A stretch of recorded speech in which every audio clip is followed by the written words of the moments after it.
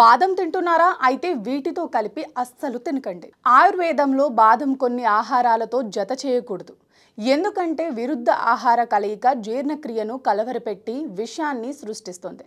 బాదంతో పాటు ముఖ్యంగా పెరుగు కలపటం వలన వాటి విభిన్న జీర్ణ ప్రక్రియల కారణంగా జీర్ణ అసమతుల్యతను కలిగిస్తుంది. ఉప్పు లేదా ఆమ్ల ఆహారాలతో బాదం తినటం పిత్త దోషాన్ని పెంచుతుంది, పోషకాల శోషణను అడ్డుకుంటుంది.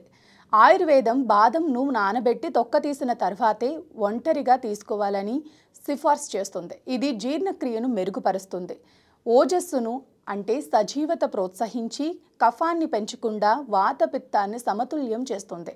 ఆరెంజ్, నిమ్మకాయ, ద్రాక్ష పండు వంటి సిట్రస్ పండ్లు అత్యంత ఆమ్లంగా ఉంటాయి. అయితే బాదంలోని ఫైబర్ ఆరోగ్యకరమైన కొవ్వులు అధికంగా ఉంటాయి. వీటిని కలిపి తిన్నప్పుడు ఉబ్బరం, గ్యాస్, కడుపు నొప్పి వంటి జీర్ణ అసౌకర్యానికి కారణమవుతుంది.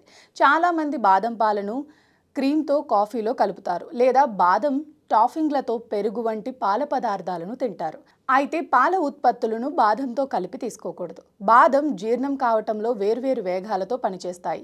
దీనివల్ల జీర్ణక్రియలో సమస్యలు రావచ్చు. అందుకే పాల ఉత్పత్తులతో బాదాన్ని మిక్స్ చేయకుండా తీసుకోవటం ఆరోగ్యానికి మంచిది.